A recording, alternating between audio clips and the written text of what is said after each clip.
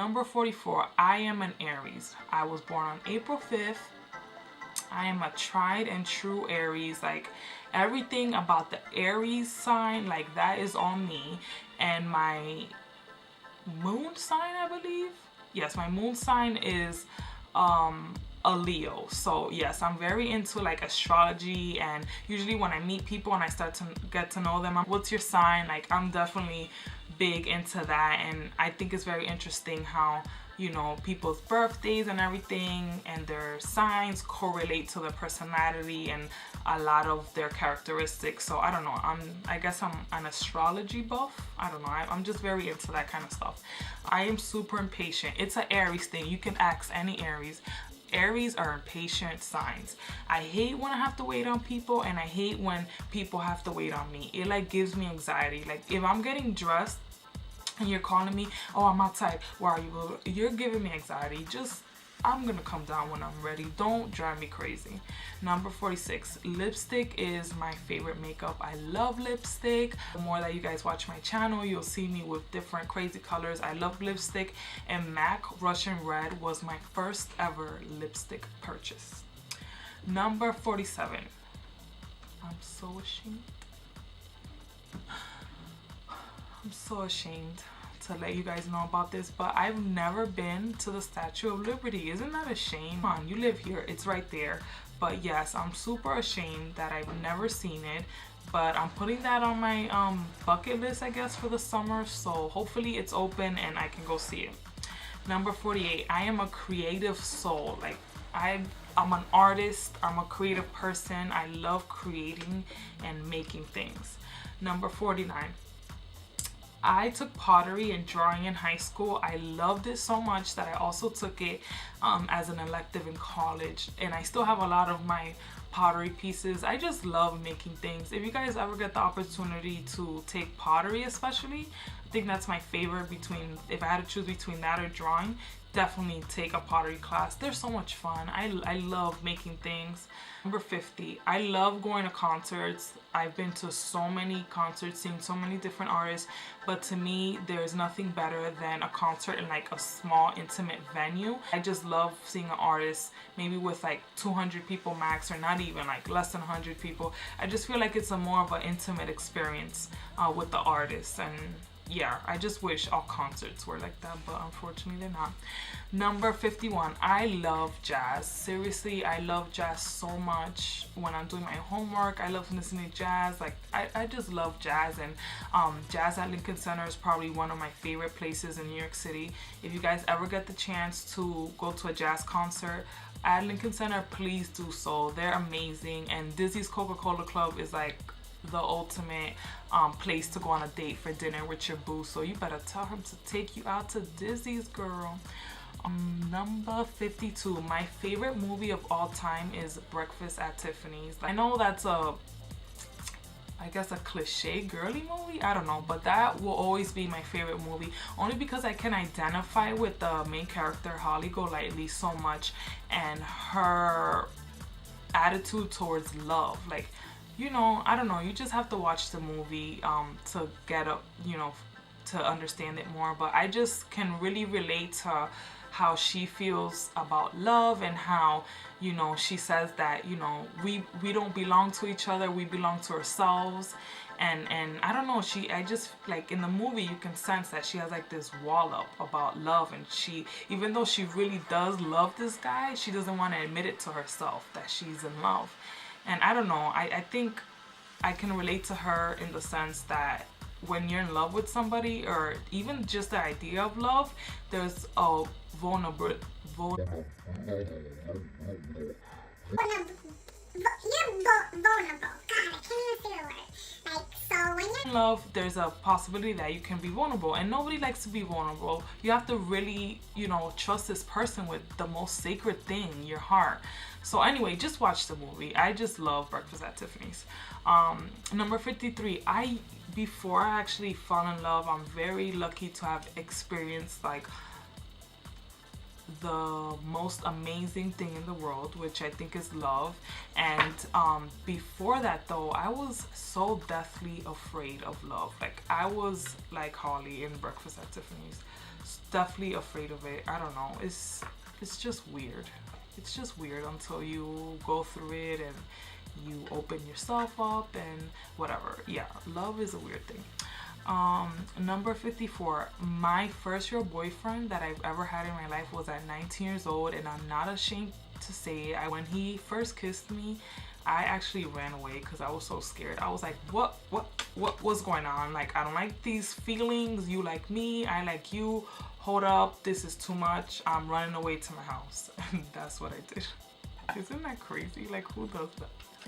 Number 55, I love creating things online. Like I could be online forever making things, and I don't know if that makes any sense, but I guess to give you an example, when MySpace was popping, I went to my MySpace page, like my page was the one that was all hooked up. I had like the music, I had the background, I just had everything so organized. I took a web design class in high school, so I knew how to play around with the different fonts and everything. So I don't know, I just love being online, and I think that's where my passion for like blogging comes, because on my website I can pretty much create whatever I want, and especially when it deals with stuff that I enjoy, like fashion, beauty, style, and inspiration, of course. So I think that's why I enjoy blogging so much, because it lets me do what I love. Number 56, I won best dressed in high school. I think that's like my proudest achievement. Is that vain? I don't know, and it was something, and I think I'm most proud of it because it was something so genuine. Like during the time that we had to do like the senior notables and the votes, I actually had to fly to New York for the week because my grandmother had passed. And so everybody voted for me without me having to be like, hey, can you vote for me? So I thought that was really nice, and I was really shocked to find out that I had won. And I don't know, I think, you know, when I have kids, I'm gonna be like, your mother won best dressed in high school. I don't know, I think that's so cool. So yeah, number 57, I ran for prom queen in high school and I didn't win. And I mean, I hate to sound bitter, but I really think that it was rigged. Let me tell you why. The girl that was like, there was this girl that she was part of the senior committee or whatever. She was part of the senior board, and the senior board were the people that counted the votes. So the prom queen that won was her best friend, and the king that won was her boyfriend. That's a little suspect, right? Like, you know, and none of them were even promoting. They weren't going as hard. Like, I was going hard. I was like, you know, I'm a creative person, so I made like paper crowns for everybody to wear with my name on it. I don't know, I just think that I should have won prom queen, but like I said, I hate to be bitter, but you know what, at least I won best dressed. I'll be okay with that. Let me just, you know, stop sounding like a vain, conceited person, because I'm not. Number 58, I think one of the, oh my god, I was only supposed to do 50. Where did number 58 come from? Whoa, I guess we're just gonna keep going with this. Number 58, I think one of the best qualities that my mother passed down to me was her work ethic and her humbleness. Like, my mom is a crazy workaholic, but she's also very humble, so I'm very honored to have, you know, those qualities as well, and I learned that from my mother. So I think those are one of the two most important things that anybody can be is, you know, have great work ethic and be humble. So yeah. Number 59.